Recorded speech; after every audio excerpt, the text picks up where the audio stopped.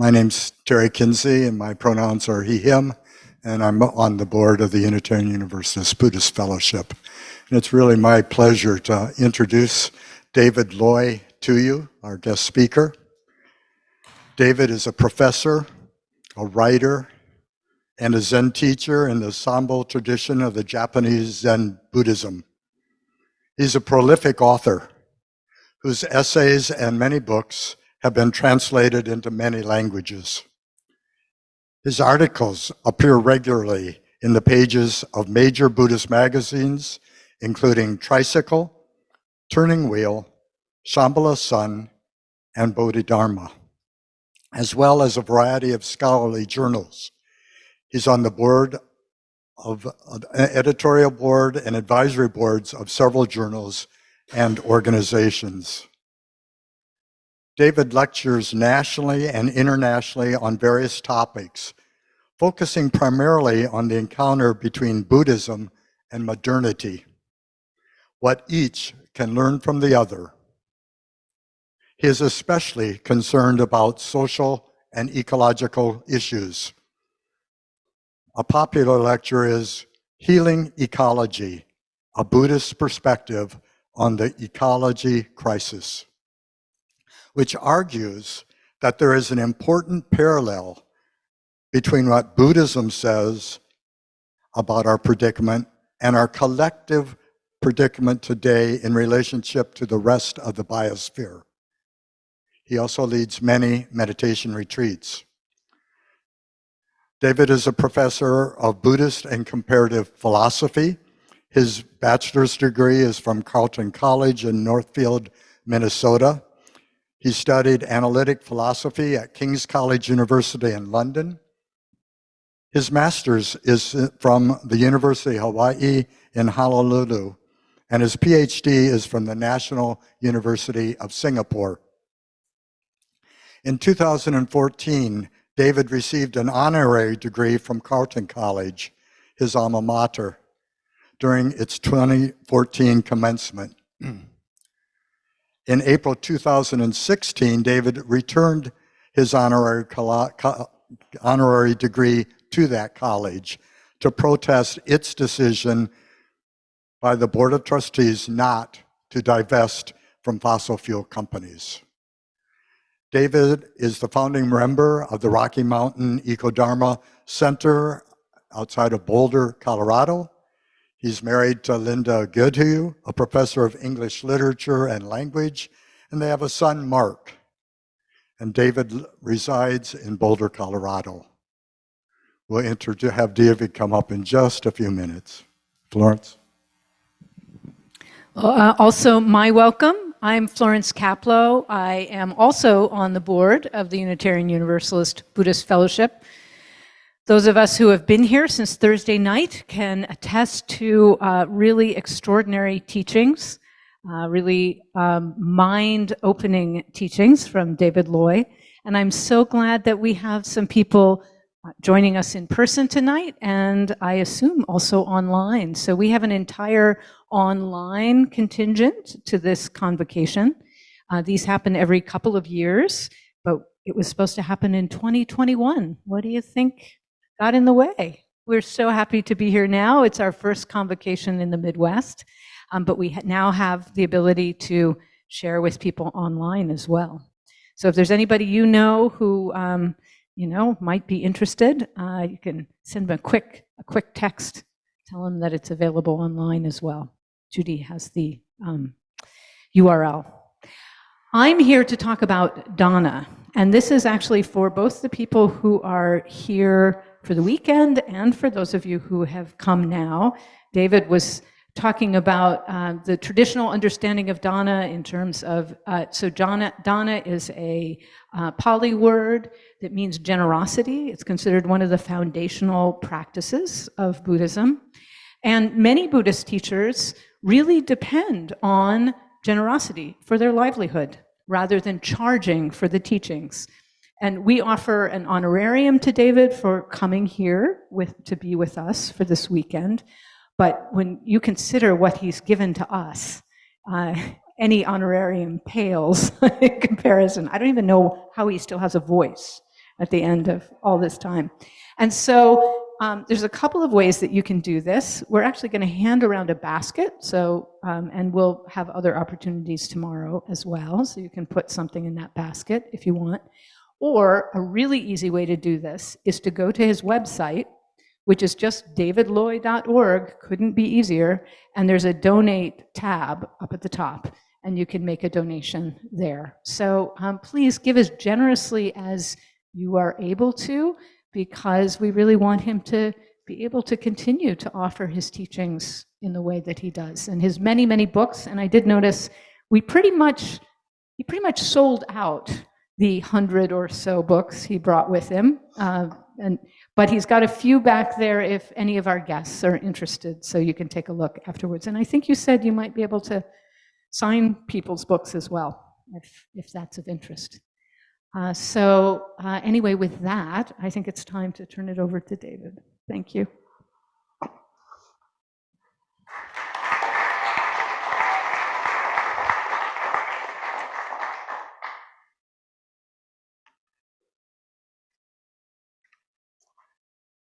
First of all, thank you. Nope, not on.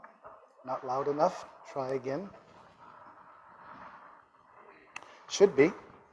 What if I talk a little louder? Now it's, okay, good. Start again, try again. First of all, thank you both Terry and Florence for those generous words in more than one sense. And thank you all for coming. I do want to mention one thing. This isn't like a formal Zen Teisho or Dharma talk. So let's keep it informal and comfortable.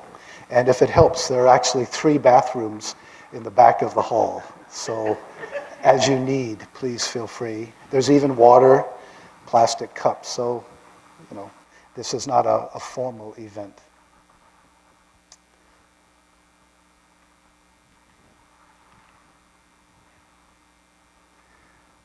Almost every day, I remember something that Noam Chomsky said a couple years ago. In an interview, he remarked that right now is the most dangerous time in human history. That's a pretty strong thing to say, so I immediately tried to think of some counter examples, and I couldn't. I think he's right. He said this during the early days of COVID, but he didn't even mention COVID as one of the reasons. Instead, he talks about the climate crisis, nuclear weapons, and the decline of democracy, the rise of authoritarianism.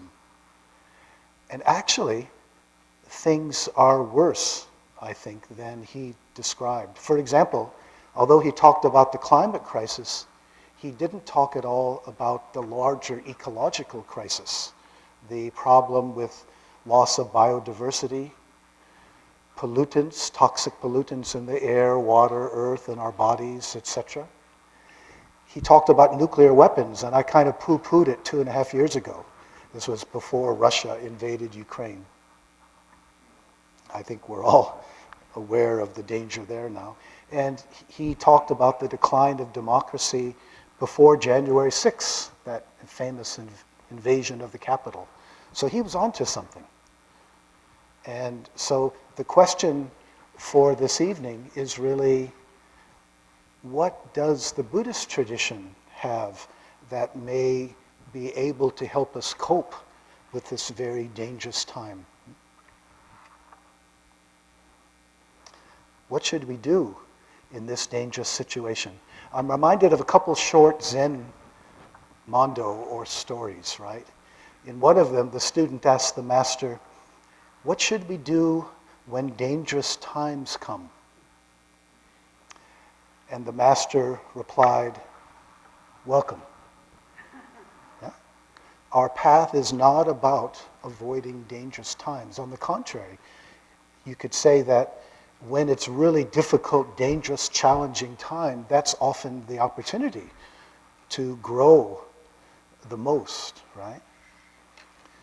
And the other story, the other Zen story that comes to mind is when a student asked the Chinese master Yunmen, or Unmon, what is the fruit of a lifetime of practice? Right? What do we learn from all of this meditation, all of this practice? And Unman simply said, responding appropriately. The fruit of our practice is learning how to respond appropriately to whatever situation we're in. And one of the wonderful things about that, notice, it's not about transcending this world. It's not about escaping it, rising above it. In a way, it's just the opposite. Our practice plunges us into it more non-dually, more directly, which I think is exactly what's needed right now. But here's the kicker.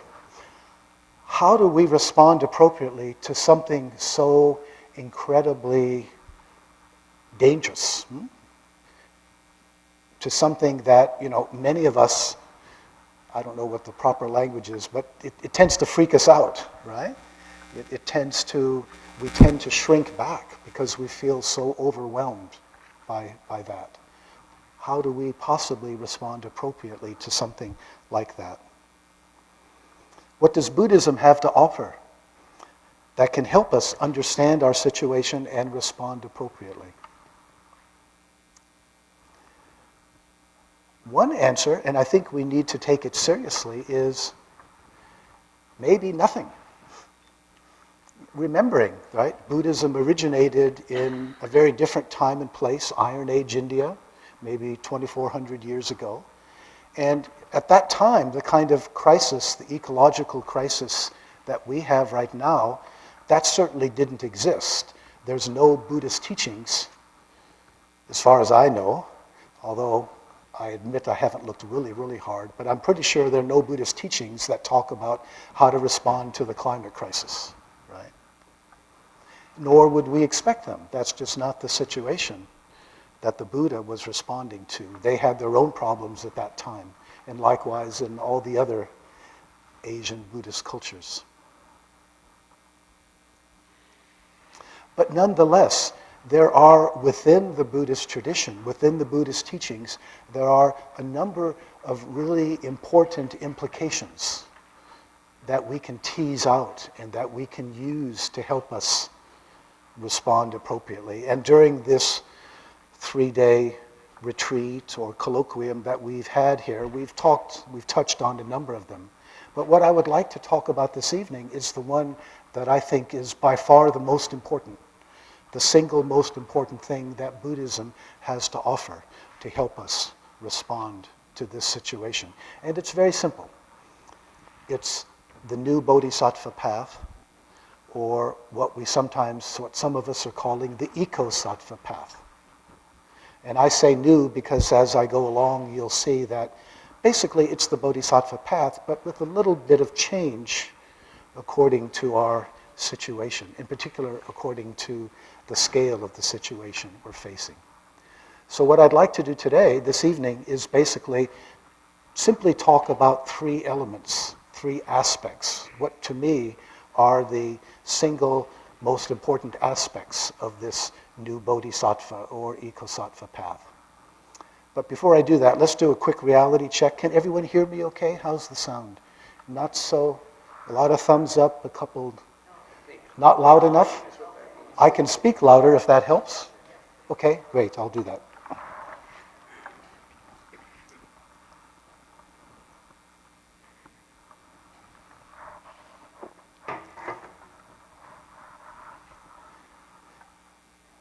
So the first and maybe the most important aspect of the Bodhisattva path, and this has always been the case, is that Bodhisattvas have a double practice. On the one hand, they continue to work on their own transformation, meditating or whatever that may be, but at the same time, they know that that in itself is not sufficient. They also need to be engaged in the world. And it's not simply that those 2 aspects of the path go together or complement each other. It's actually deeper than that. If we really understand the Bodhisattva path, I think we can see how each of those needs the other.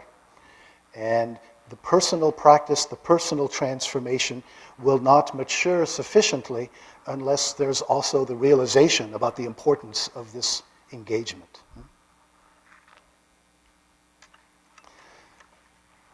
there's a couple ways to look at this. Like if you look at it from the side of, say, activists, eco-activists, if you yourself have been an activist or if you know of eco-activists, you probably have a sense of how difficult that is, right? I don't think there's usually salaries, but there certainly aren't, right? Hospital benefits and all that kind of thing. I'm trying to make a bad joke here. But it's very difficult. There's lots of challenges, lots of pushback, and it's very, very easy to be frustrated. And if the frustration continues, it's very easy to burn out, right? That's why it can be so important to have some kind of contemplative practice, some kind of meditation as a way to ground one's activism. So even when you have those periods when you feel very frustrated, when you're not having much impact, or so it seems, you can go back to your meditation practice and kind of re-ground yourself. And it's interesting, as Terry mentioned, I'm one of the founders of this new Rocky Mountain Ecodharma Retreat Center in Boulder, or in the mountains above Boulder. And we actually had a meditation retreat specifically for Extinction Rebellion and other eco-activists. And that was very wonderful. I was surprised to find that actually many of them already had a meditation practice that was sustaining them. And in fact, within the Extinction Rebellion movement, there's a whole contingent of XR Buddhists, which is quite fascinating. Very strong in New York and in London. But it also works on the other side. Acknowledging the importance of social engagement remains a really big step for many of us Buddhists, because we have been taught to focus on our own practice, on our own awakening, right? On our own individual peace of mind or equanimity. So the temptation for Buddhists, for Buddhist practitioners, is attachment to that serenity, or as we say in Zen sometimes, clinging to emptiness. And therefore becoming detached or indifferent to what's happening in the world, in the rest of the world. And in a way, this is understandable when you think about why it is we start on the Buddhist path, which is not usually an easy path, right? It usually involves a big commitment of time, energy, it's tough on our backs and legs and so forth. Why would we do it? And the answer is usually because there's some dissatisfaction, some dukkha, some problem in our lives. Our lives aren't going as well as we would like them to, and we sense that there's something we need to learn. So from the beginning, what brings us to Buddhist practice is a certain kind of self-preoccupation, right? We have this personal problem that we work on in our meditation, and so naturally we begin with this sort of self-involvement and self-engagement. Preoccupied with our own mental condition and maybe our progress toward enlightenment. But the interesting thing is, this can eventually become self-defeating, in the sense that as we go on and we practice and we become more aware that the root of our dukkha, the root of our dissatisfaction, really goes all the way back to our sense of separate self. And so there's a kind of an irony here that if in our practice we continue to be preoccupied with ourselves, right?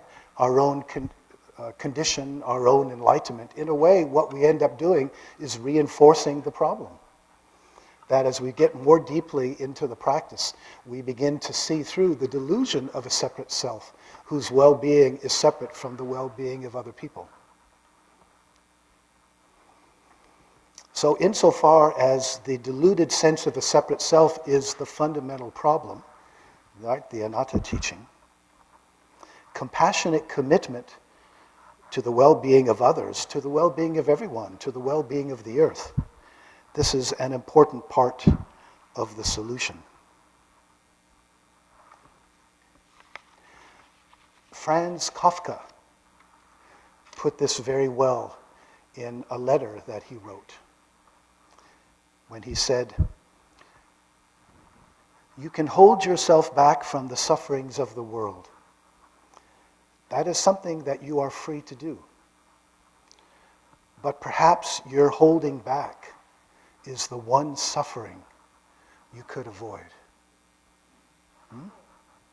You can hold yourself back from the sufferings of the world, but maybe that holding back is itself a kind of a suffering, reinforcing the sense of separation.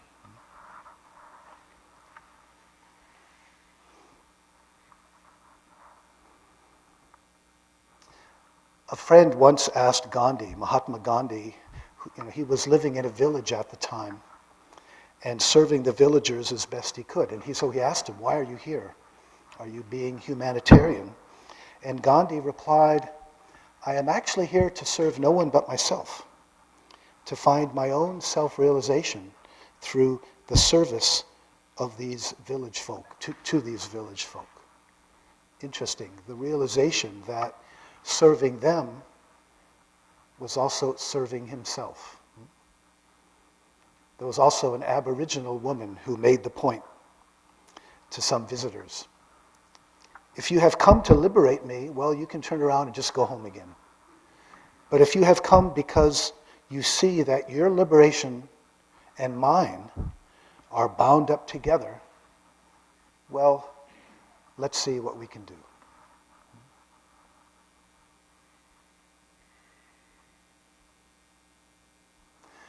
This is kind of contrary to, I think, what you could call a myth in the Buddhist tradition. I'm thinking of Milarepa, this great Tibetan yogi who kind of walled himself up in a cave, meditated strenuously by himself for many, many years.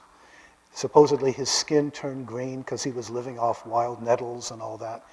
And according to the story, he went all the way to Buddhahood in one lifetime, just by meditating so severely in the cave.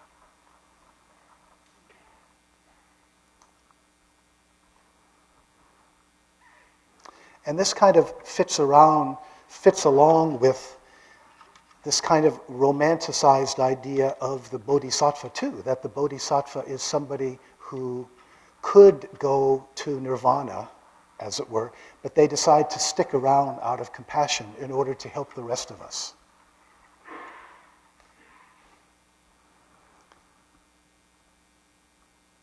Joanna Macy challenges this understanding. She said, "The world has a role to play in our awakening. Our interaction with the world has a role to play in our own awakening." And I remember when in the very early days of my practice, I lived in the Maui Zendo in Hawaii with Bob Aiken, as we called him then.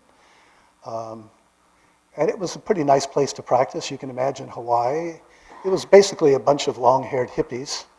But we were very sincere about the practice. And, openings, what you might call kensho experiences, they weren't that rare.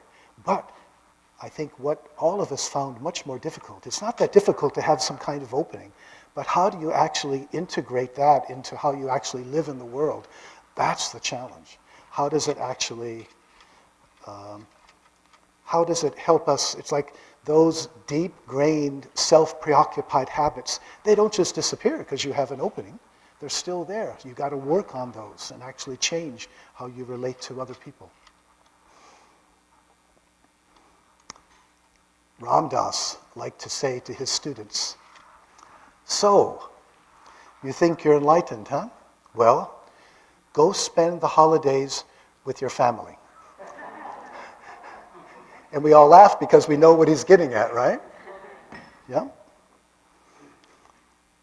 He also liked to talk about our practice as a self-sharpening tool. Maybe we meditate for a long time, and then we go out in society or interact with people, and we see where we're still stuck.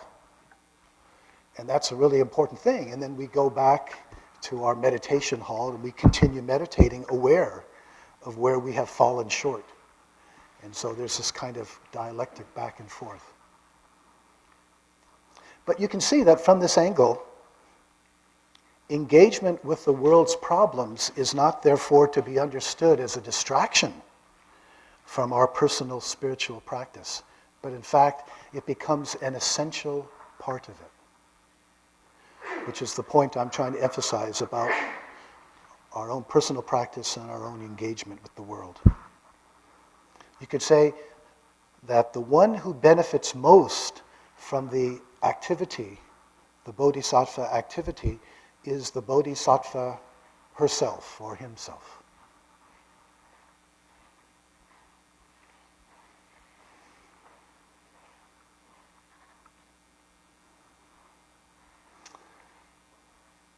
Nisargadatta, actually not a Buddhist, but a Neo-Vedantin, I think he put this all so well when he said,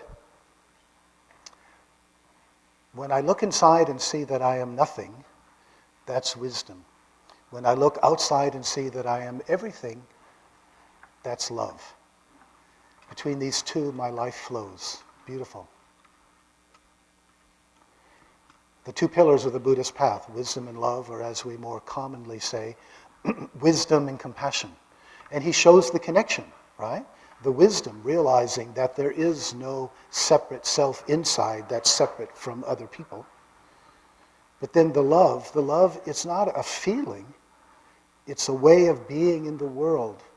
It's a way of relating to other people that embodies that realization.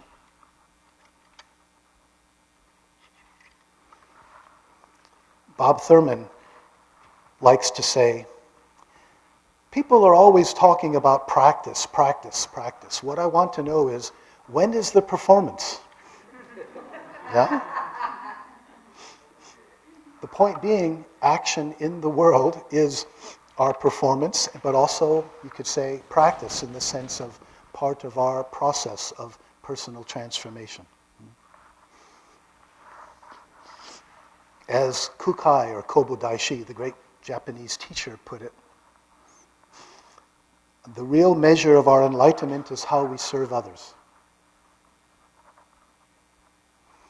And again, according to one of the traditional Zen sayings, this denial of a separate self, there's no such thing, we say in Zen, as an enlightened person. There's only enlightened activity, which I think is inseparable from what we would normally think of as the bodhisattva path. Right? Does that make any sense?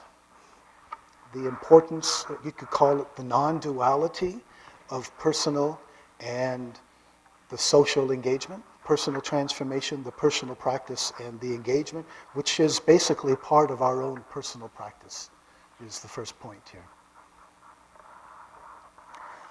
But, and this is the second point, how we understand the realm or the sphere of that personal engagement, this is where there's, I think, a new development here. Because actually, to be honest, I think today we have a better and a deeper understanding of dukkha than people did in the time of the Buddha.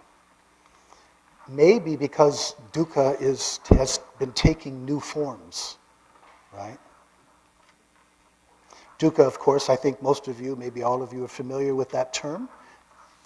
The term usually translated as suffering, but we have to understand it in the broadest sense: dissatisfaction, frustration, anxiety, dis-ease, so forth. The Buddha said, all I have to teach is dukkha and how to end it. And the way that has been embodied in the tradition is that it's understood as dukkha, individual dukkha, due to our individual karma. Because of our deeds in the past motivated by greed, ill will, and delusion, especially delusion of separate self, we have, done bad things that come back and hit us. This is our karma. And that's the way that it's been understood individually. Actually, as some of you have already heard here, I'm not so sure that that's actually what the Buddha was only focusing on. It seems to me that when we look at his attitude toward caste and women, it suggested that he had a broader vision. And in fact, some people have argued that the Buddha was not simply trying to create a religion in our modern sense, but he was maybe trying to start a movement that would actually transform the Indian society of his time, right? But, creating, the fact that you would, when you joined the sangha, you would lose caste, that you weren't supposed to talk about caste, that you would beg in your morning alms round, even from the households of untouchables. It's a pretty radical thing. Likewise, the fact that he would create a sangha for women, bhikkhuni sangha, that too is pretty radical given the India of his time, based on the realization that women have the same Buddha nature. In other words, I can't help suspecting, but it's very hard to tell at this point, that the Buddha was actually himself much more progressive than the tradition that developed, the institution that developed after he died. But it's hard to know for sure.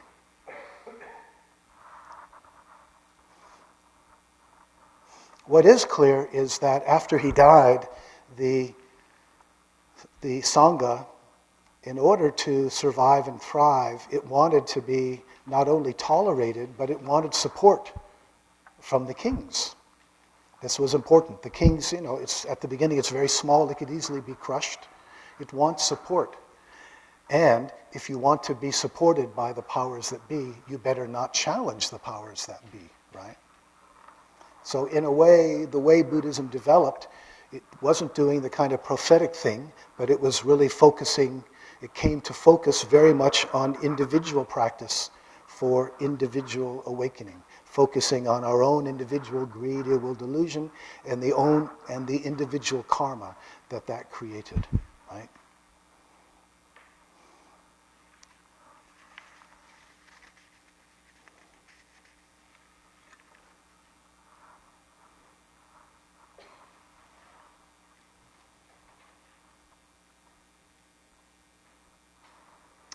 In the modern world, I think we have to recognize, however, that the three poisons or the three fires, greed, ill will, delusion, that they don't simply function individually, they have also become institutionalized. That is to say, by institutionalized, they have taken on a life of their own, which is not dependent completely on individual people. But there's a kind of something built into the structure. And because of that, we have to recognize also that part of the challenge we face today is not simply working on our own individual greed, ill will, delusion, but finding ways to work together so we can challenge these institutionalized versions. But what am I trying to point to here? It seems to me that if greed means that you never have enough, frankly, I think that's a pretty good description of our economic system, consumer corporate capitalism. And it's not simply that consumers always want more, and because of advertising and such, we're conditioned to always want more. But right, corporations always want more profits. They want bigger market share. They want higher share prices.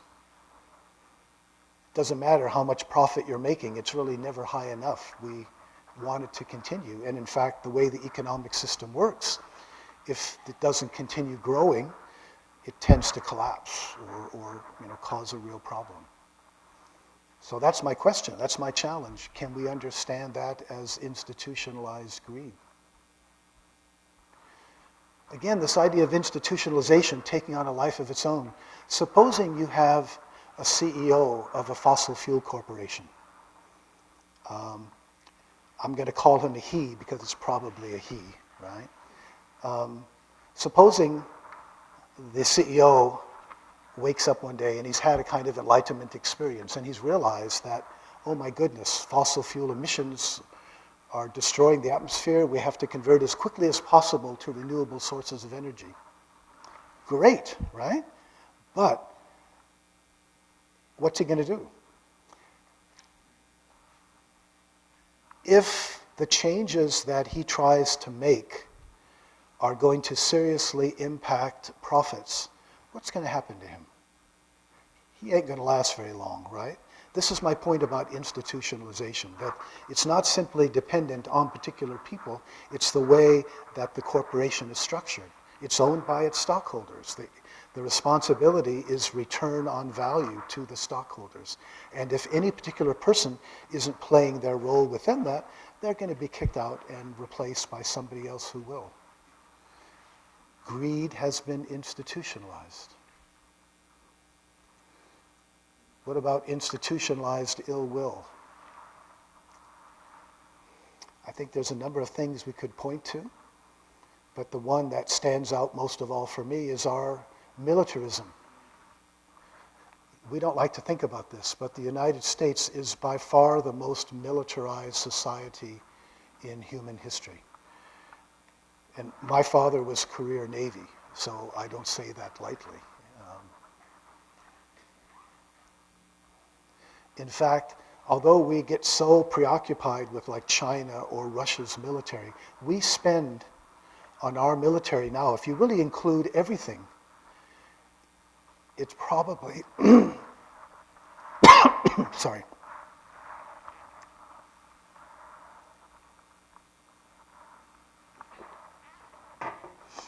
If you include all the military spending, and certainly if you include sort of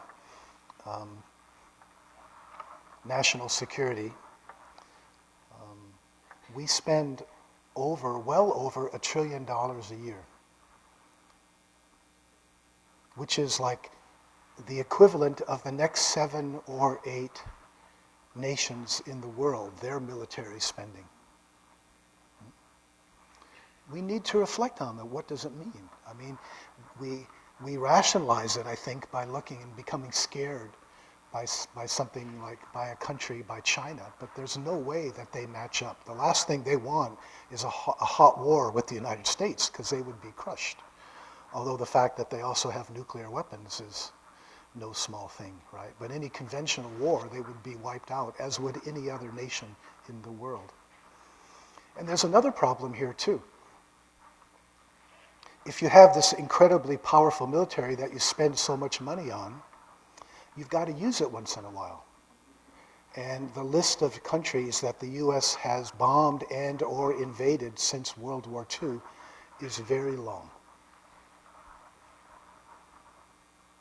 Again, supposing you have some Secretary of Defense or one of the admirals or generals, right, in the military, suppose they see this.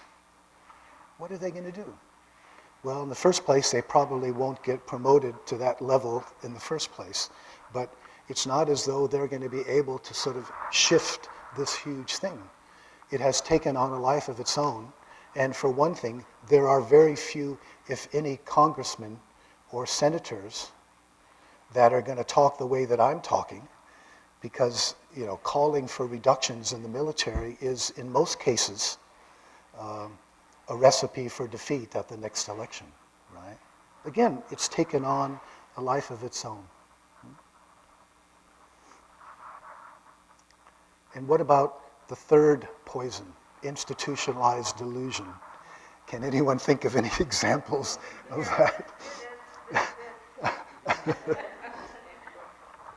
We should also have a television here with a few select channels, right? When I first started talking about this years ago, I would talk a lot about consumerism and advertising and how that made us come to define ourselves as sort of consumers, right? That's what it means to be a good American or whatever. But of course, since then, when you think about what's happened over the last couple election cycles and the role of certain television, cable channels that do not need to be named, the role that they have played in manipulating our consciousness. Frankly, more and more, it seems to me that the United States is not a democracy, we're a plutocracy. Let's be honest. Yes, we still have the democratic forms of voting, but when you consider the floodgates of money and how both legally and illegally vast amounts of money can now flow into the system in order to influence our vote, in order to influence how we think, manipulate us. And as some academic studies have shown, what happens in Congress, the laws that are passed, they're not the laws that most people want. They're the laws of the rich people. They're the ones that tend to be passed. And it makes sense. Those are the ones who do the campaign contributions and so forth, right? Now, think about the ecological implications of this. One of the main reasons why it is so difficult to make the kinds of structural, economic, and technological and political changes that are necessary in order to really address the ecological crisis in the way that it deserves, one of the main reasons, if not the main reasons, is that there is a lot of resistance. There are a lot of people right now, let's be honest, who are benefiting. They're making so much money from the present system that they really don't have much incentive to change things. And I think there's a kind of self-delusion that gets caught up there as well. What's that old saying? It's difficult to get a man to see something when his job depends on not seeing it. I think that also works for the billionaires when your wealth depends on not seeing it, or at least pushing it to the side. So this is the basic argument that I think, in addition to appreciating what the Buddha had to say about our own individual greed, ill will, and delusion, we also need to see how those have been structured, how those have been institutionalized, taken on a life of their own. And when we consider what it means to be a bodhisattva today, this is why I say it's the new bodhisattva path, we have to find ways to respond appropriately to these forms of greed, ill will, delusion. Yeah.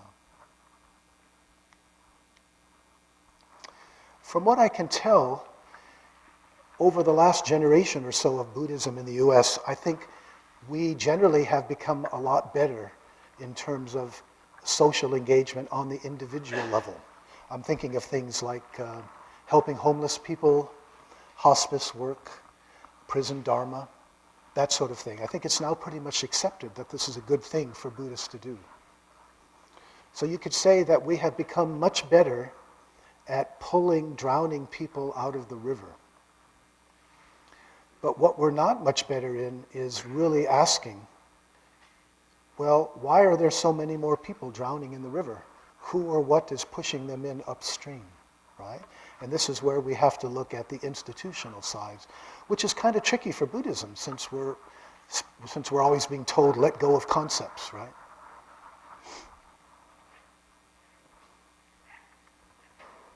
When Bill McKibben was in Paris for the climate talks some years ago, he was asked by someone, what can I do as an individual, right? What can I do as an individual to address the climate crisis? And he said, stop being an individual. Very interesting, yeah? Now, I don't know that that's completely true in the sense that I think if we're serious about the ecological crisis, we have to start with ourselves, right? Reducing our own carbon footprint. But I think he's got the basic point. We've been sold a bit of a con sometimes thinking that the problem is individual consumption. And we have to find ways to work together to address the institutional side of things. And this isn't going to be easy for us Buddhists, because it seems to me, at least extrapolating from the centers that I've been connected with, especially Zen centers, right? Thinking about the three treasures. We have lots of Buddha teachers. We have lots of Dharma teachings, but where we tend to be weakest is sangha. This is where American Buddhism tends to plug into American individualism. In the Zen world, we go to the retreats. We maybe hear a talk by the Roshi. If we're lucky, we have a one-on-one with the teacher. And then over tea at the end, maybe we chat a little bit with the person next to us before we go home. How does that create sangha? How does that create the kind of communities that we need if we're going to respond adequately to these kinds of institutional challenges? I think actually creating genuine sanghas, people who are there for each other, there for each other's back, is the really great, one of the great challenges for American Buddhism. And as things get more and more difficult, as I think they probably will, I don't even need to say probably, right? As things get more and more difficult, my guess is that the most important thing is not going to be that tinned food that you've stored up in your basement, but whether you are a part of a loving community of people that are going to be there for you, right? Who are there for each other. And if we don't have that kind of sanghas, at that point it may be too late to start developing them, but that's going to be an essential part of the response, the appropriate response, right? We have to find ways to work together better than we have them. So that's the second point. The first point being the two aspects of the Bodhisattva path, the way that they need each other. The second point, understanding that dukkha has taken institutional forms and we have to respond in new, creative, fresh ways. The third and final point that I want to make at some length is that the Bodhisattva path doesn't tell us what to do, unfortunately, but it does tell us a great deal about how to do what we do, and that it's really important for us to understand that. If you read about the Bodhisattva path, there's a pretty extensive literature, needless to say, and it talks about, for example, developing the 6 paramitas, or sort of character traits, right? Generosity, ethical behavior, I better check, patience or endurance, determination, persistence, some kind of contemplative or mindfulness meditation, and finally prajna, wisdom. So, those are things we can read about. There's also a lot of emphasis on upaya, skillful means, upaya kasalya, being creative. And I just want to give one quick example there. Some years ago, I was in New York City and I met a really interesting guy, a Zen student, and he told me something that he had started doing that I thought is the perfect example of the kind of creativity outside the box. He had started an online group, and he would get people to sign a petition or to commit themselves, take a vow, whatever, that they would not vote for anyone, say, who accepted corporate contributions. So if you're running for New York Assemblyman and you accept corporate contributions, people wouldn't vote for you. So what he would do is he would get these long thousands and thousands of names, and then he would go to the candidates and he'd say, oh, please tell me, I want to know what your attitude, what is your policy toward accepting corporate contributions? Because I have all these people who say that they won't vote for me. Oh, and by the way, my list is like 25,000 people, and you only won your last election by like 12 or 15,000 votes. So please let us know, what is your policy? Brilliant, very clever, and I kind of lost touch, but I know he had some success at that. And thanks to things like the internet, you can do that sort of thing now.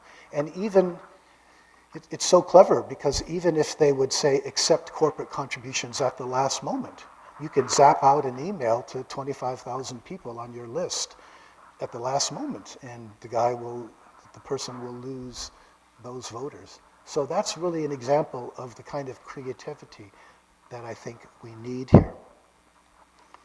But that's not what I want to emphasize. For me, that's not what is most distinctive and powerful about spiritual activism. What is the most powerful thing, I think, is that bodhisattvas act without attachment to the results of what they do. In the Pali Canon, the earliest text we have, the Buddha actually says the actions of an awakened person are nirasa, which is translated different ways, but probably without expectation is the best, or even sometimes without hope.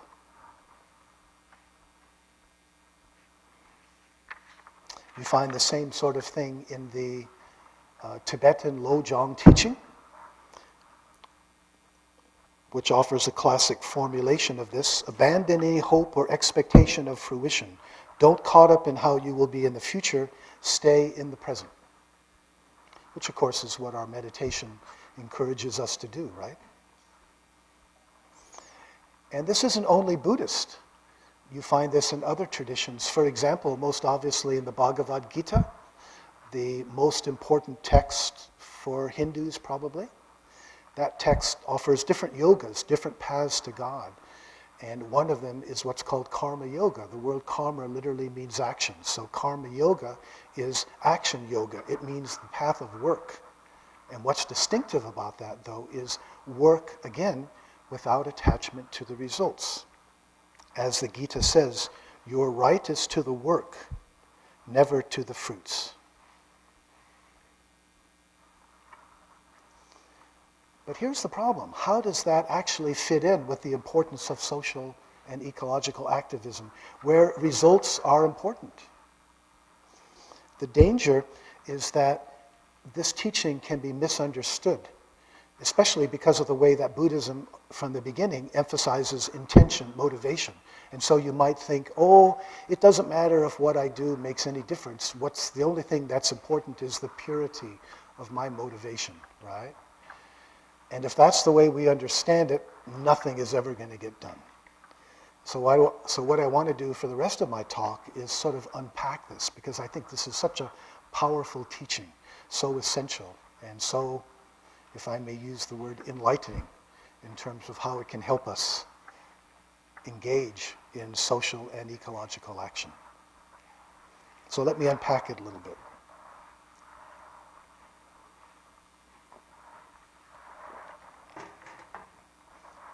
To begin with, please consider the difference between running a 100-meter dash and a marathon, right?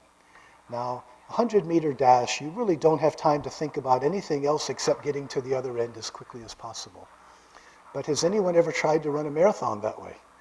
What's going to happen? You're going to burn yourself out really, really quickly, right? I have to say, I have not run marathons, but I have friends who do, so this is what they tell me, and it makes sense, right? If you're running a marathon, you cannot fixate too much on the finish line in a way that takes you away from being right here and now. You've got to pace yourself, right? In Japanese Buddhism, we have this term tada, just this, just this, just this step, just this step. The point being that that's all you have to do as long as you are running in the right direction, right? If you are, then you will eventually get to the finish line.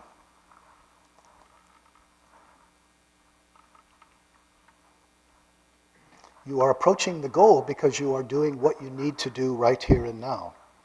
And of course, this is what our practice has always encouraged. When our minds wander, we return to the now. So again, the focus on the means rather than the ends, because the end, you could say, is built into the means if we are engaged in the means in the correct way, right?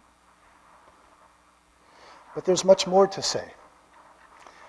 Marathon's a long race, but you're going to get there sooner or later. What about a race, or let's call it a path, with no end? With a task so difficult that we could easily become discouraged. Like, as we say in Zen, saving all living beings. In the Zen tradition, it's common to recite the 4 bodhisattva vows at least once a day. And the first and the most important one is saying, living beings, sentient beings are numberless, I vow to save them all. We can talk about what saving might mean, but the whole point is we are vowing to do something impossible. Think about that. We are vowing to do something that cannot possibly be accomplished. Is that a problem? Or, in fact, is that the whole point? Since it can't be achieved, what the vow is really calling for is a reorientation of the meaning of our lives. To go back to what I said earlier, the reorientation from the usual self-preoccupation, what's in it for me, to sort of this turning around, this paravriti, right? What can I do? What's the meaning of my life going to be? Well, it's going to be about doing what I can to help people heal, to help the earth heal. What becomes important is not the unattainable goal, but the direction of your efforts. A direction that in this case is without any particular endpoint. And actually, I think that's part of the wonder. Why it's so wonderful. There is no endpoint. If there were an endpoint, then you'd have to figure out what else to do, right?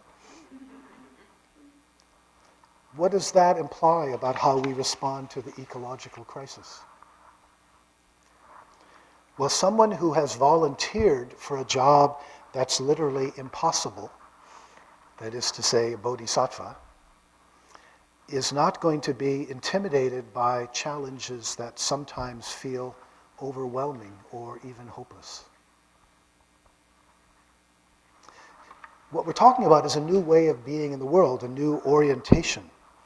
No matter what happens, we're not discouraged, or if we are, not for long, because guess what? We have our meditation practice to help ground us, to help stabilize us. We may need a few mindful breaths, but that helps us bring us back. Helps us dust ourselves off and get on with it. Because this vow goes beyond any particular success or failure, any particular result. That's what's so wonderful about it. If we're successful,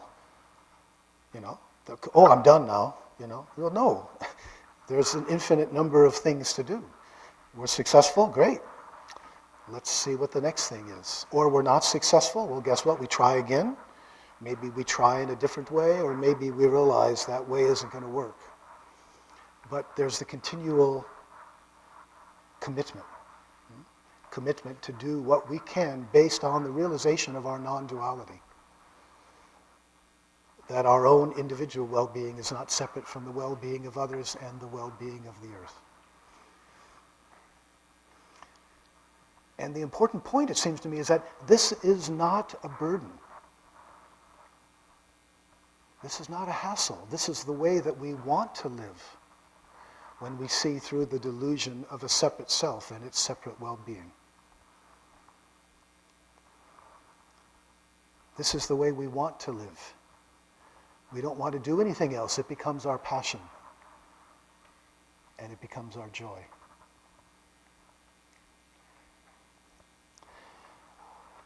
But, and there's always a but, right? There's a third and final point about this non-attachment to results that stands out most of all for me. Let's be honest about the ecological crisis. In case you haven't noticed, it's looking very difficult.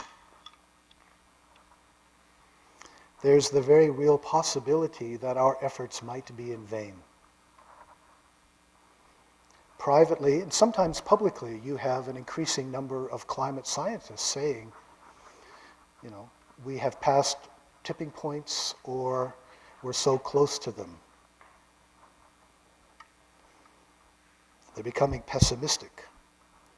It's difficult to anticipate what will happen, but it doesn't look good. We don't know what's going to happen. We just don't know. Just don't know. Does that sound familiar to anyone? Just don't know? Anybody heard about don't know mind? What's interesting is that don't know mind is an essential part of Buddhist practice, maybe most explicit within the Zen tradition. In fact, it's the first of the 3 peacemaker tenets, if you've heard of the Zen peacemaker. Don't know mind. The other 2 are bearing witness to the joys and suffering of the world. And thirdly, taking actions that arise from don't know mind and the bearing witness. Don't know mind I mean, there are so many wonderful stories in the Zen tradition that talk about this. There's one famous one, because I didn't prepare, I don't have the names, but there's the advanced Zen student who's on pilgrimage, and he goes to a Zen master, and the Zen master says, why are you wandering around from here to there? Why are you doing this? Where are you going? What are you trying to achieve? And the student said, I don't know. And the Zen master replied, don't know mind, that's very intimate. And of course, it's a Zen story, so the guy got some enlightenment, right?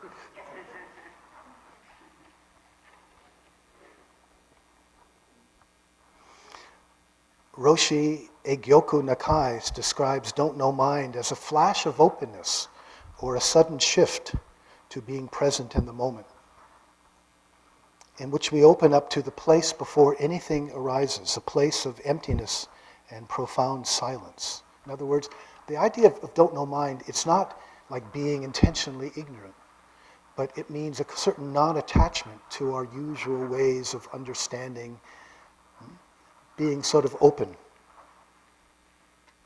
It's not a fixed position, but a way of engaging with the world just as it is, right here and now. We don't know what's going to happen next, but we do the best we can according to what we understand right now, with the understanding and the realization and the readiness to change as the situation changes or as our understanding of the situation changes.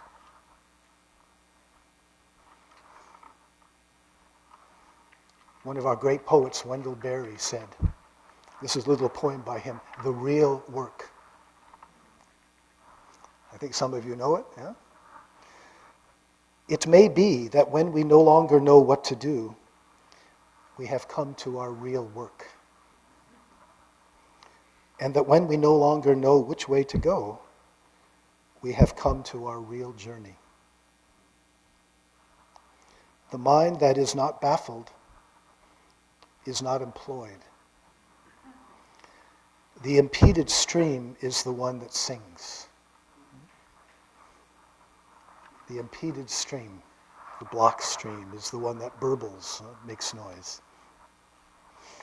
One of my teachers, Robert Aiken, again, in Hawaii, he liked to say, and this I think is so much to the point, he said, our task is not to clear up the mystery, but to make the mystery clear. The spiritual path isn't about, now I understand everything about how everything is working, but it's opening up to experience a mysterious world, a sacred world where everything is changing, whether or not we notice, whether or not we understand. And bodhisattvas access this world not by kind of grasping it, and our knowing is a kind of a grasping, I've figured it all out. It's not by knowing, but it's opening up to it, being grasped by it, resting serenely in it, being taken in by it. That's the way in which we manifest something greater than our individual egos. And for those on the path, this awesome mystery, this don't know mystery, it's not debilitating, but there's something really empowering about it. It liberates us from dogmatism and other fixed ideas about ourselves and the world. We do the best we can in response to the best we know, although we never know for sure what's happening or what's possible. The fact that we don't know what's happening, that doesn't take away our responsibility. We just do the best we can in this mystery.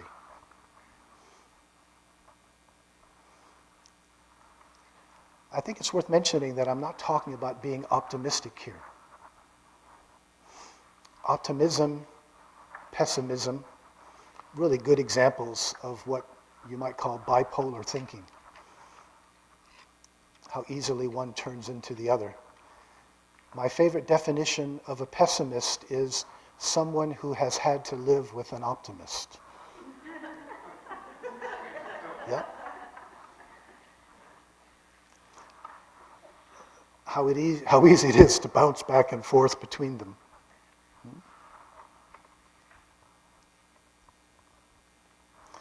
And I think even more importantly, the whole idea of the other bipolarity that we really need to come to grips with is between hope and despair.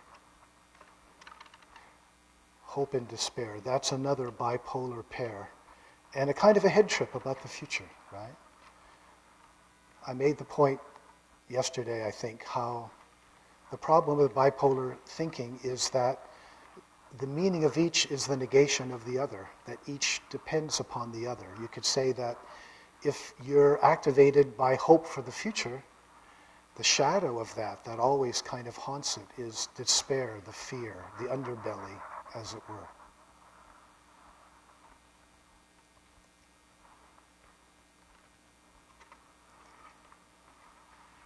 The reality, is that game of hope and despair is a kind of head trip about the future.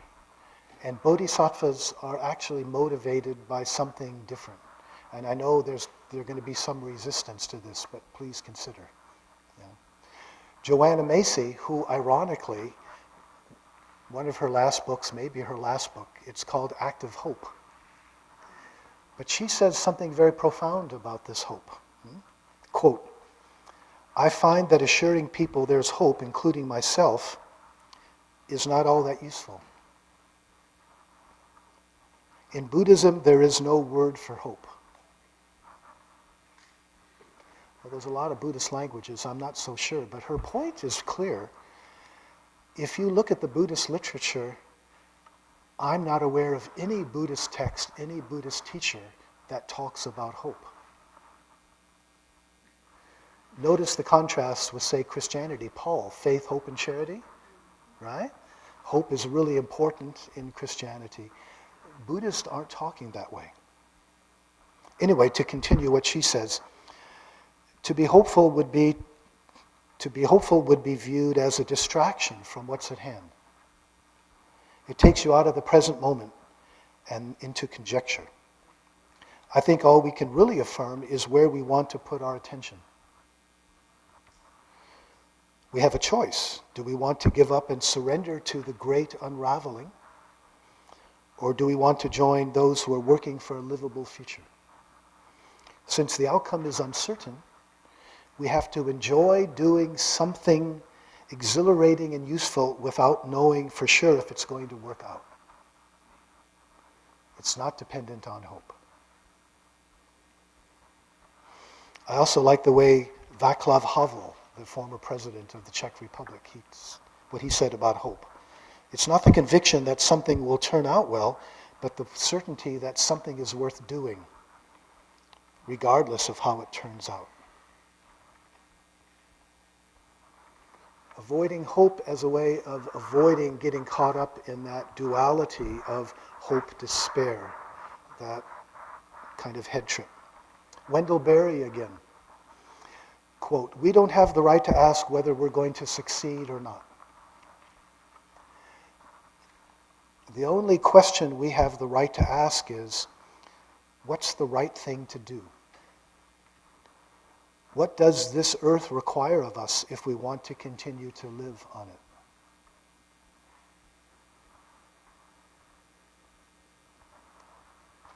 In place of the duality of hope and despair,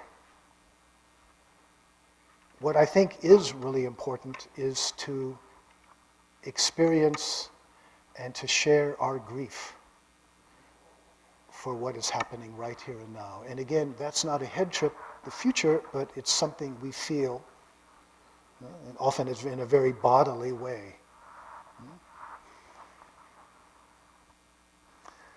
Grief, too, depends on something else. In this case, grief is, what do we call it? It depends upon love. I'm reminded of this little memorial I saw in downtown London some years ago, a memorial to the victims of 9/11. And what it said very simply is, grief is the price we pay for love. Grief is the homage that we pay to that which we love. And if we repress our grief, as we all tend to do, I think, or many of us tend to do, it's also kind of repressing our love. We're not feeling our love fully.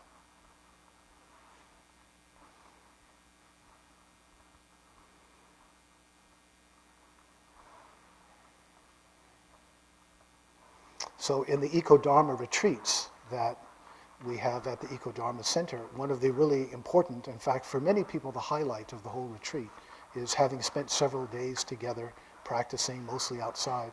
Then we come together, and we've created this trust, this temporary community, living together 24/7. Then we're ready to share our grief. And it's just amazing how profoundly moving it is and how empowering it is. Because we don't realize until we share it how paralyzed we've become. Because we're afraid of that grief. We're afraid of it blowing us away, you see.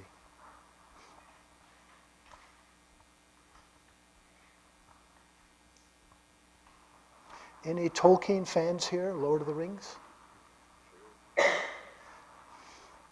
There's this great dialogue where Frodo is talking to Gandalf, and Frodo says, "I wish it need not have happened in my time." "So do I," said Gandalf, "and so do all who live to see such times. But that is not for them to decide.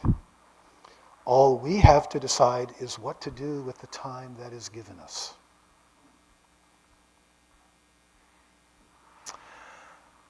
But Joanna Macy says just the opposite. Joanna says, "I feel so fortunate to be alive now. People might think I'm crazy, but just speaking personally, it's an incredible thing to be alive with my fellow humans at a time when the future looks so bleak. Right now, we can be here to honor life. It's a precious thing to be giving thanks for what we have, instead of insisting that it lasts forever. Well, it's not going to last forever. Can we still be grateful? Can we still celebrate? Can we still do what we can?" All of this points to the deepest meaning of non-attachment to results. And for me, this is the most important thing I can say about don't know mind in a time of world crisis, polycrisis. Our task today is to do the very best we can, not knowing if anything we do is going to make any difference whatsoever. Have we already passed ecological tipping points and civilization as we know it is doomed? We don't know. But it's okay that we don't know. Of course, there is intention in the sense that we do try to be strategic in the concern that our efforts will bear fruits. But ultimately, what we do is our gift to the earth, our mother as well as our home. What we do is our gift to the earth, and like every real gift, it must be given freely. If you give a gift because you're expecting something in return, well, guess what? That's not really a gift. What's really important is that what we do is our gift, and to be a gift, it's non-attachment to results. I'll do the bloody best I can. What's going to come of it? I don't know. That's okay. We don't know if what we do is important. But it is important that we do it.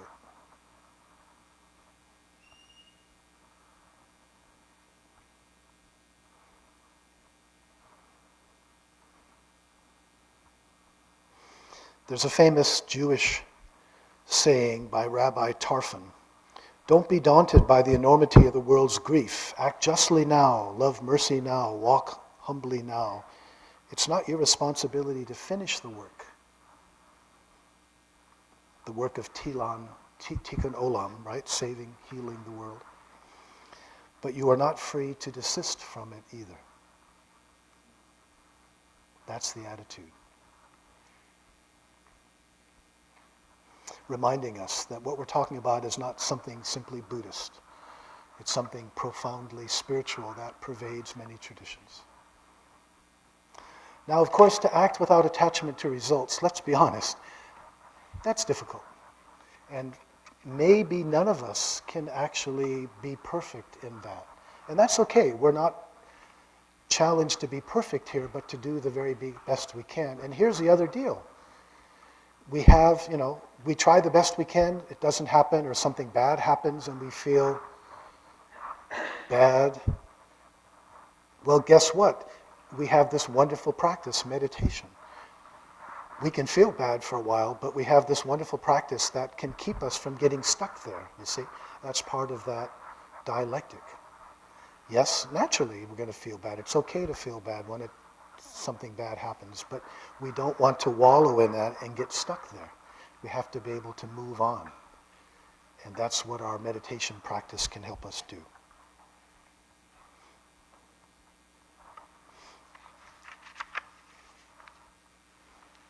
And frankly, it seems to me right now at this particular point in history, the earth is calling upon all of us to become this kind of bodhisattva. And it seems to me, frankly, that if contemporary Buddhists and others don't want to follow this bodhisattva path, then maybe Buddhism isn't what the world needs right now. But of course, what I've tried to do in this talk is highlight how much Buddhism, the teachings of Buddhism, I think can actually help us understand and respond appropriately to the most dangerous time in human history. We have to take that really, really seriously. We have to grasp what that means and ask ourselves, individually and collectively, how do we respond to that challenge? That is an essential part of our practice today, and we have to wake up to that.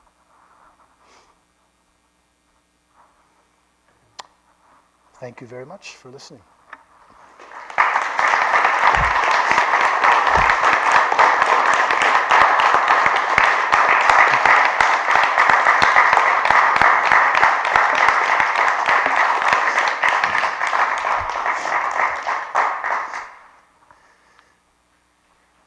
So hopefully that still gives us quite a bit of time for questions or discussion, comments. For those, it may well be that some people have to leave. Well, first of all, remember the bathrooms. But also, if anyone has to leave, please feel free to do so. But those who are able to stay, let's open things up and have a discussion. I think somebody has a microphone that we can pass around. Do I have it? Ah, of course. Great. Yeah, thank you, Judy. Yeah, I will ask that you put up your hand, please, if you do have a question, and we can get the microphone to you so that we can readily hear each other. We also have some folks online that we can't see, and this, you're speaking in the microphone also enables those online participants to hear what's in your mind and heart.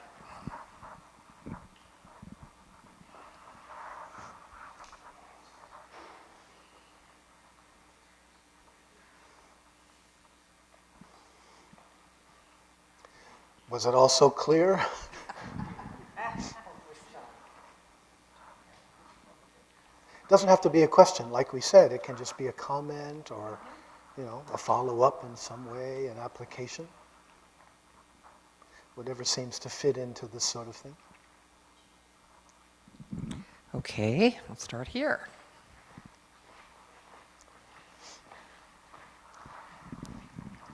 Well, I've been exploring a book by Spring Washam about Harriet Tubman and her sense of being guided by Harriet Tubman as a bodhisattva and treating Tubman as a bodhisattva. And there are certain people I know who have expressed not so much hope, but certainty about their actions because they believe that they're being spiritually guided by a previous bodhisattva or somebody like that. And that's not hope, I guess, but I'm wondering if, what your sense is of that. I mean, because there are certainly people who have inspired and accomplished a great deal, not with no hope of outcome, but or no certainty of the outcome, but more like certainty because they feel that they are taking the correct path.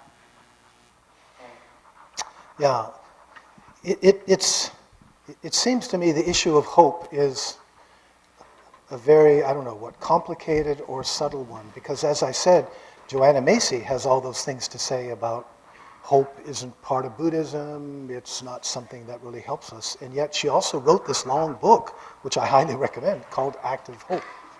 So I think what she is criticizing, the danger, is a kind of hope where we just kind of sit back and, we sort of, maybe a hope that's not that different from, say, optimism, that things will be okay. And when she talks about active hope, what she's really doing is something that is engaging and, doing the best she can, contributing to things developing in a certain way to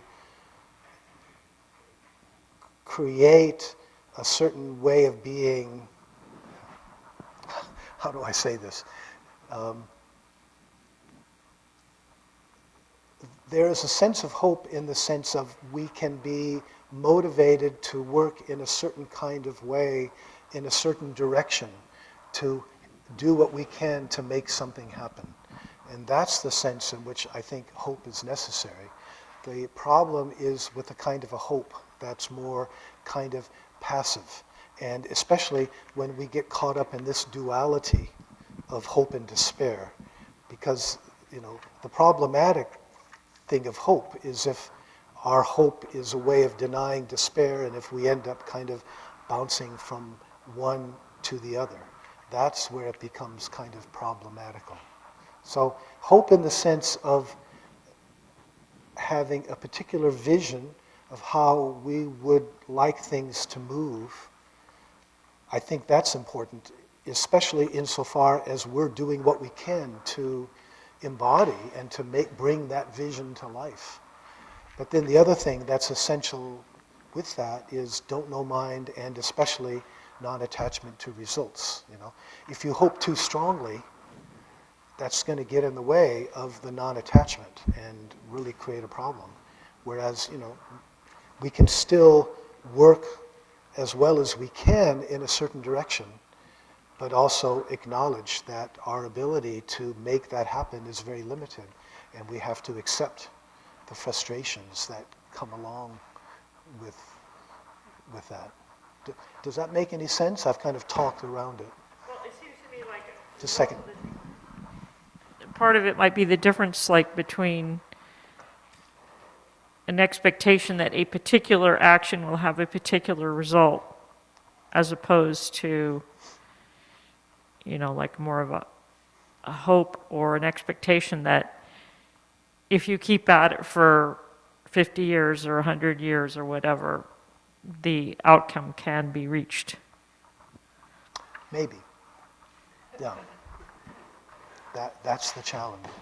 I mean, the real question behind all this is when we acknowledge just how difficult the ecological crisis is that something that just overwhelms us? We have so much anxiety, we just give up? Do we get caught up in the hope that then is so easily frustrated and turns into pessimism, despair, right? One of my favorite journalists, Sam Smith, liked to say, despair is suicide of the imagination, right? Despair is, and that duality of sort of flipping from one to the other is the real kind of trap there. And the kind of hope that's necessary is a vision that we can work toward, not knowing for sure that that's going to happen, but feeling that that's what we want to do. We want to do the best we can to sort of make that happen. That, I think, is needed in order to have any sort of sense of where we want to go, what might be done. Thank you.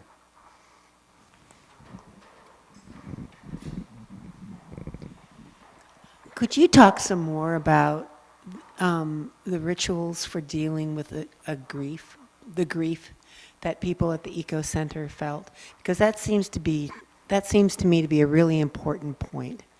that there is this grief and that we have to express it, but not let it get... Anyway, could you just talk more about that? Yeah. Well, what we do, I think it was yesterday I talked a little bit about the Ecodharma Retreat Center and the kind of Ecodharma retreat that we do there. So we build in the grief section, the grief sharing, very carefully, because it really requires a certain context. So at the Ecodharma Center, the first day, nature, meditation in nature, and a lot of work on gratitude practice, feeling grateful, because as Joanna Macy says, it's really important to sort of ground ourselves in the gratitude before we really open up and touch on these, profoundly challenging emotions. So by the time we get to this grief-sharing circle, we have lived together 24/7, those of us at the Ecodharma Center. Pretty much lived together, gotten to know, or there's a certain level of comfort and trust that's built up in the process.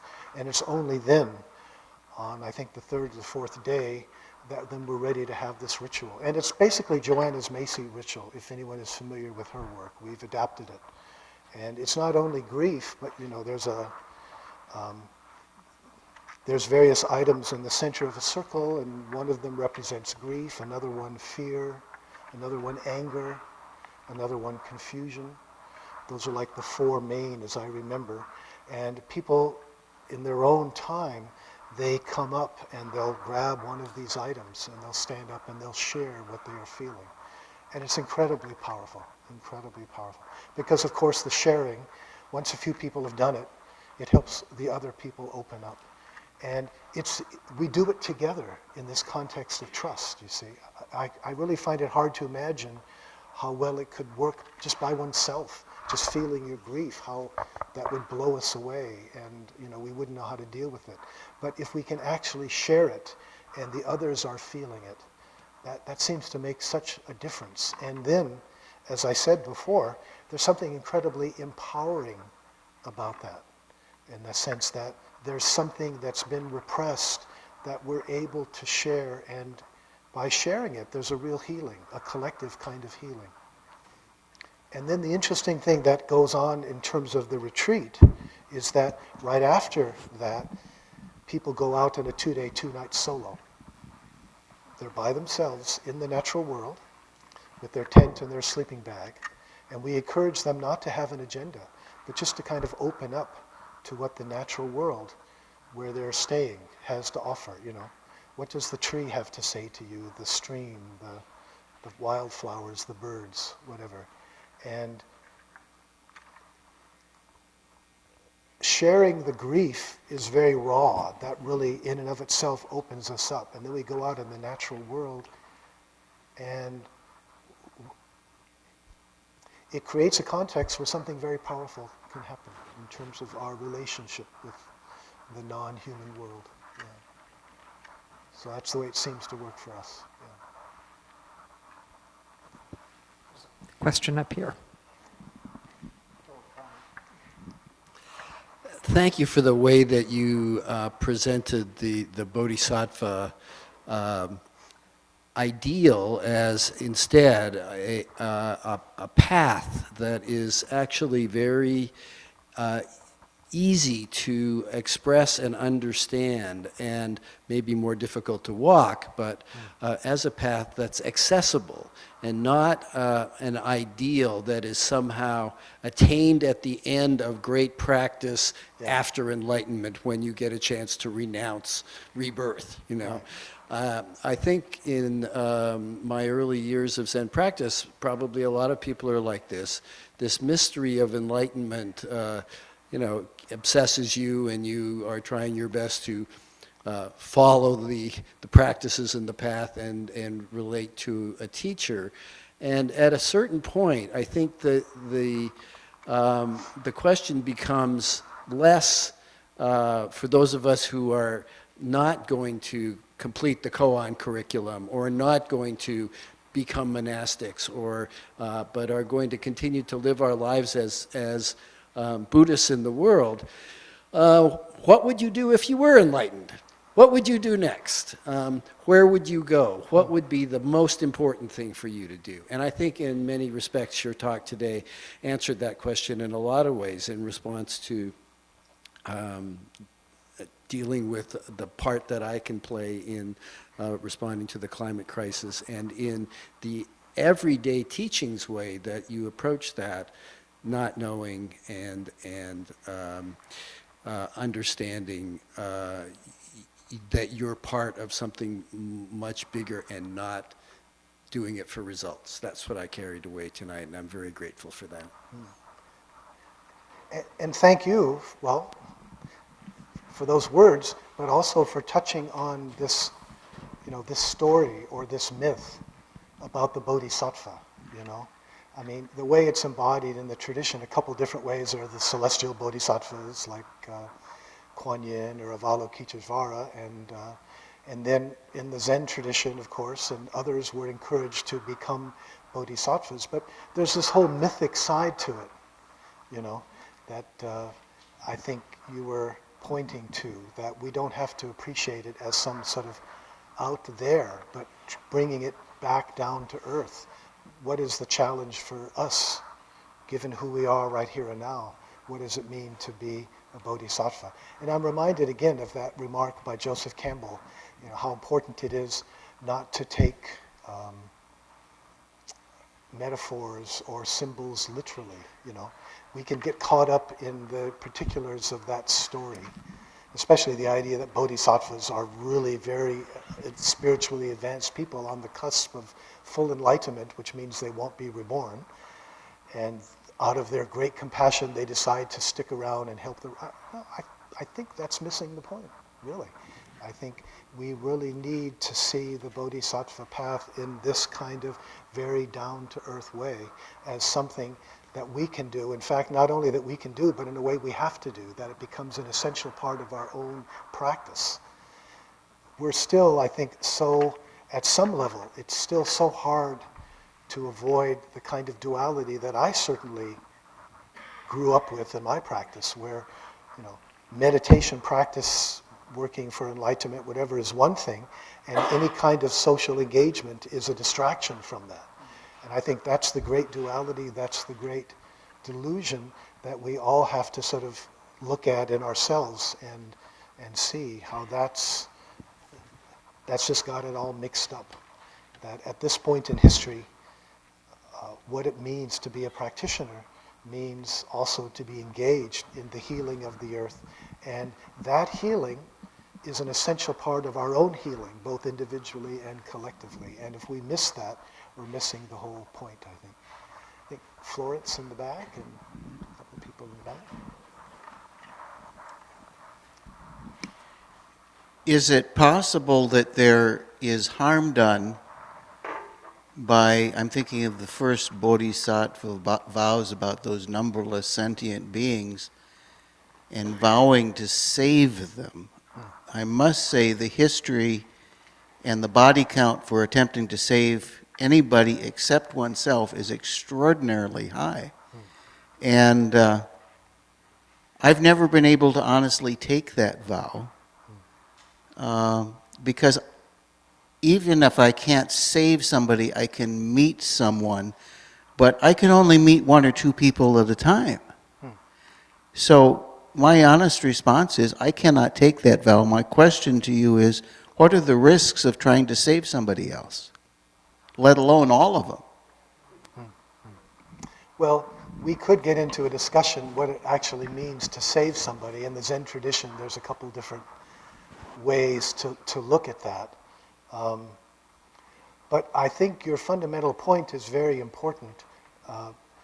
For those of us who were here this weekend and did the retreat, we talked about lack projects and how, the sense of self is normally shadowed by this sense of lack, this sense of inadequacy, and how this act of saving other people or even saving the earth can become a kind of a lack project, an ego project, right?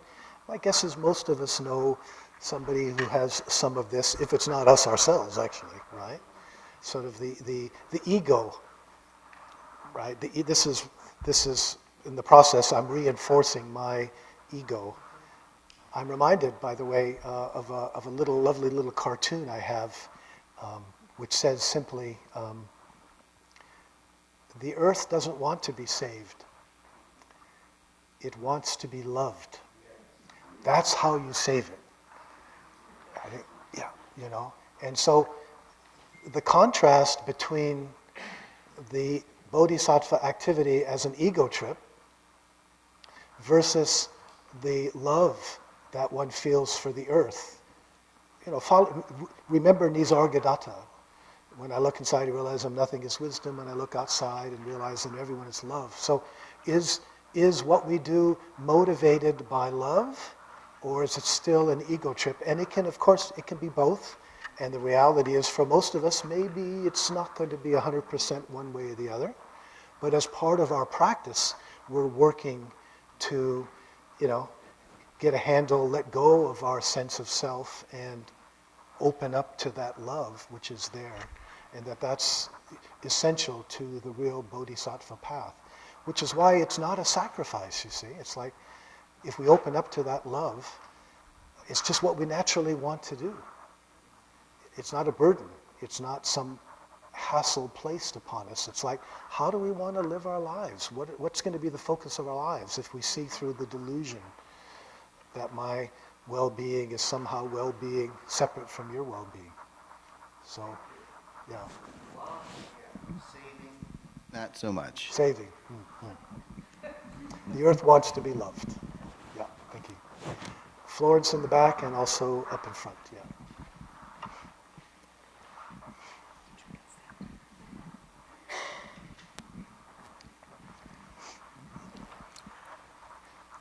I don't have a good definition for what it means to save somebody, but I have an example of what it can mean to stand with somebody.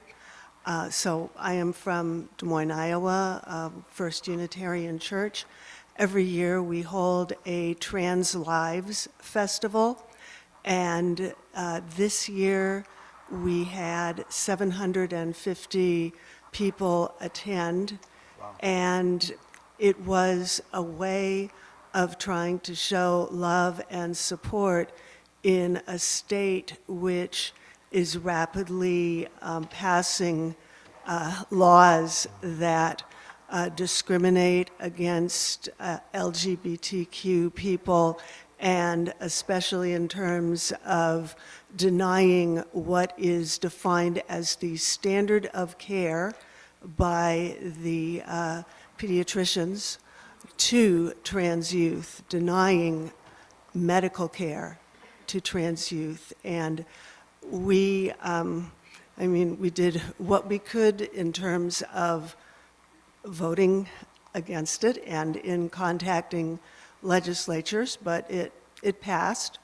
And at least this was a way we could show that we stood with them. And another example is a rally in support of LGBTQ rights that was held in Des Moines on the Capitol grounds, and had many different church groups in attendance, including ours. And my family went, including some young people, and the smiles on their faces when they saw so many people there in support, it really, I could tell that they were touched by it. And so it might not have changed the result.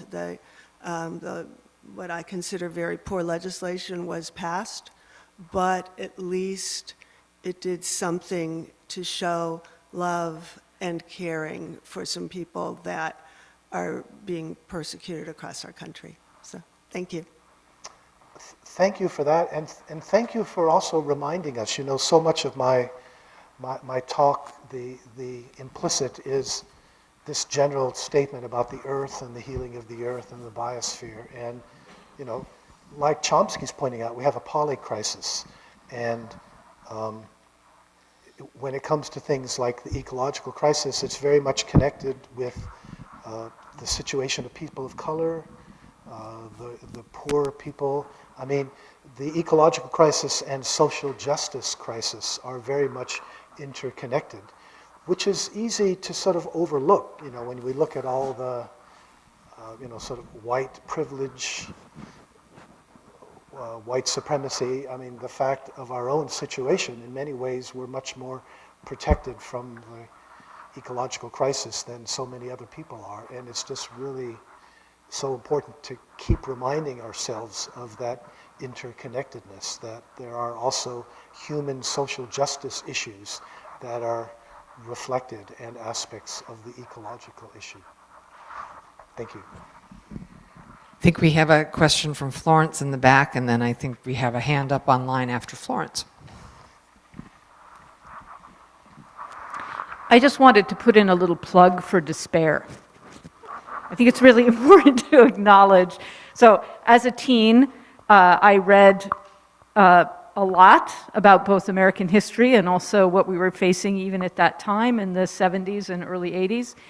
And I feel like the depth of despair I felt is a lot of what created a person who is both an activist and a Buddhist practitioner. And that without that deep dive into those feelings, I could have ended up not that way. So, I mean, I survived it. I think despair is always dangerous, and it was dangerous for me as a young person. But I also think, if we think about the young people who are speaking up today, I think some of them are also experiencing very deep despair. So, first of all, I just wanted to say, you know, despair can also lead, like any suffering, to a deepening of a life. So that was my one point. And then the other one was that I think that for me personally, what balances or cuts through that dichotomy of hope and despair is actually joy in the world as it is. And people as they are. I mean, some of my most joyous moments have been when I was at Standing Rock, or when I've been, you know, engaged, like the, you know, with a bunch of people protesting, or being out in the woods, even though I know that there are fewer birds than there were when I was growing up. Recognizing that, but experiencing the joy of what is now, I just feel like that can actually really sustain us. So I just wanted to offer those 2 points. Wow, thank you for both of those, Florence. Yeah, really important. I didn't really talk much about joy. I think it would have been good to incorporate that more, the joy of the activism without attachment to results, the kind of freedom, the liberation involved in that. And yeah, I mean, when I think of my own life, how liberating despair can be. Because despair is often sort of letting go. It's kind of a profound letting go of old expectations, old habits of thought, wanting to be a certain kind of person, and how the despair can cut through all that. Thank you, really important.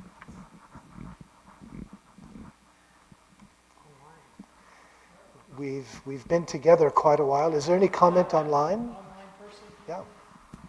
And Lisa, do you want to unmute? Sure. Okay, so we've seen many areas where Buddhism and science are. My voice is a little off today. As a scientist, I'm always trying to balance, acknowledge that we can't, while simultaneously wanting to scientific in ways that help us. I think you need to get closer to the microphone. We can't hear you very well. Okay. Can everybody who's not speaking? She's got a feedback. There we go. Okay, let's try that. So we are hearing a few words here and there, but it's too broken up. Yeah. Okay. Try it now. Try it again? Please. I'm still getting it. You might be getting an echo, but we're not, so go ahead. Oh, good. Okay. So let me start over that. So we've seen some areas where Buddhism and science are in harmony. And as a scientist, I'm always trying to get a balance between acknowledging that we can't know the outcome of our actions, while simultaneously wanting to bring scientific knowledge to bear in ways that could help us to acknowledge certain parts of our problem. So I want to speak a little bit to where science may be able to contribute in a way that's harmonious with.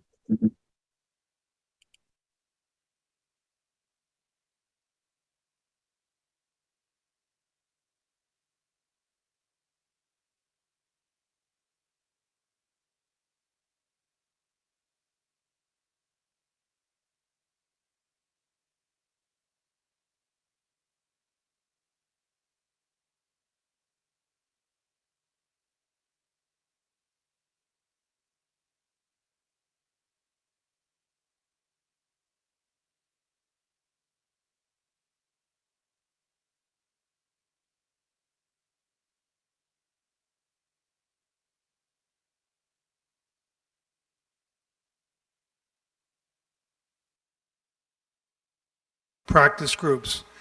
I think I just detected a real joyous sense of our being together and hearing what's possible and sharing that. So I think it's the group.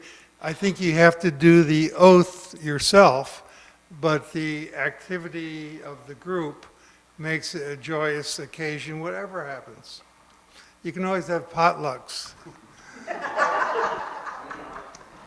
I think I should talk more about joy. What do you say? Focus more on that, right? Yeah. There is that quotation on gratitude, which is part of joy, isn't it?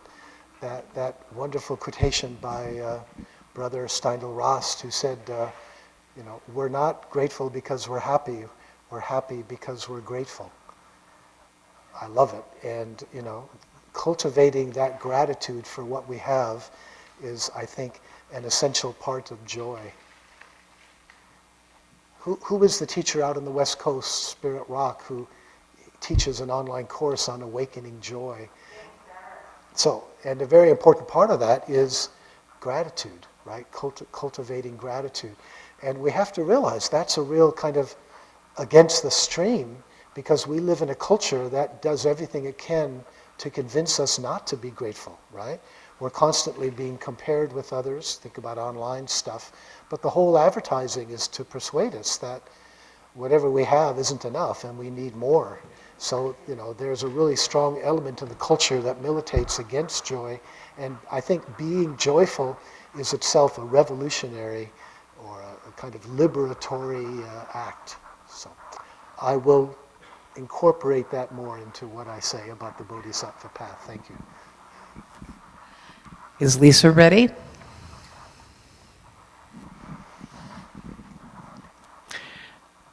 I have another question. I don't have Lisa's, but this question comes from Joe Cleveland, and he says, where could I turn to learn more about the Zen notion of don't know mind?